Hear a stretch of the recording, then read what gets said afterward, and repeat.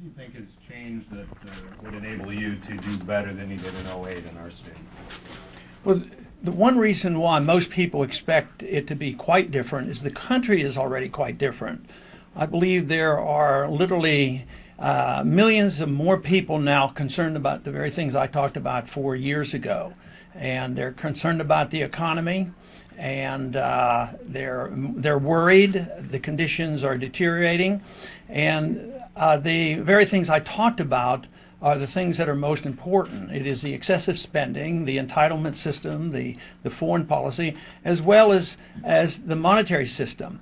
And the number of people who have become aware of this, I think, is growing tremendously, and they're evident around the country. So the anticipation, of course, would be that it will be a much more significant campaign if it comes to a campaign announcement when that comes about.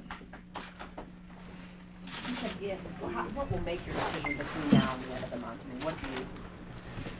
Well, I've been traveling a lot, and I go to a lot of universities, and they've actually been very encouraging to me. And the FEC has something to do with what we say and we do. And just recently, in the last couple of weeks, there was the announcement that there would be a debate in South Carolina. And at first they said you did not have to be an officially announced candidate to attend that debate, and the potential candidates have been slow in announcing this year. But then at the last minute they did decide that you don't have to be an announced candidate, but you have to have at least an exploratory committee. And those type of things help you make the decision if you're not quite ready to make the decision. If you think it would be an advantage to attend the debates, then you go ahead and establish a exploratory committee. But I think it will be the continuation of the evaluation of the support, and part of the answer I gave earlier has to do with looking for that and seeing it. And I do see a lot of support, but sometimes you get a lot of support from very vocal supporters, and you don't know whether they're fooling you or not. Not that they're fooling me intentionally, but how many people there really are. And I think that's a full evaluation, but there's a lot more to it. Are you able to raise the necessary funds and get the volunteers together? And so it's a continuing evaluation, but I do intend to make a firm decision in the not too distant future. I would be very surprised if I don't make that decision to go one way or the other in the month of May. Why is Ron Paul and not Rand Paul? You'll have to ask Rand Paul what he's up to. He said he was waiting for you.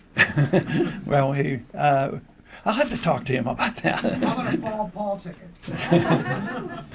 Well, people have mentioned that it would be a bit unusual. Barack Obama had a decent chunk of the youth vote in 2008. Based on what you've seen so far, do you think you'll take the youth vote, or will Mr. Obama? Are you talking about the youth vote? The youth vote, yeah. The question about the youth vote. That is fascinating because in the last campaign, it was very obvious that young people were attracted to the message I was delivering. And rightfully so, they should be, because as far as I'm concerned, they're getting dumped on. A lot of problems. They're expected to pay a lot of taxes and not get a lot of remuneration backs, and difficulty getting jobs. And when this is explained to college kids especially, the response is very, very favorable.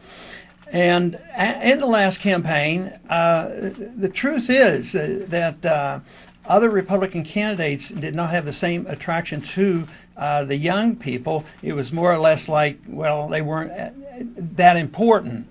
And a lot of them went to Obama, which sort of was pretty strange to me, because our views were quite different. But then if you listen carefully, there were some things that Obama was saying that young people were interested in, like, we really want to have change and have a different system and have some reforms, and even, as was once promised, a more humble foreign policy, so that was more or less promised again. So many of them responded.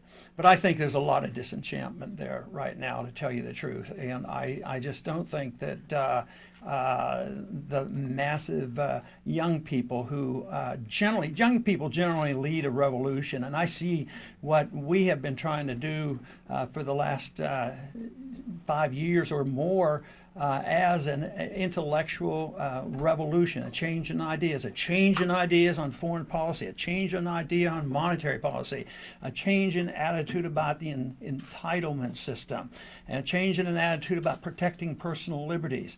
And to me, it's a change in these ideas, and it is intellectual. I believe politicians so often reflect an intellectual climate, and that's where we're seeing tremendous interest in what we're doing.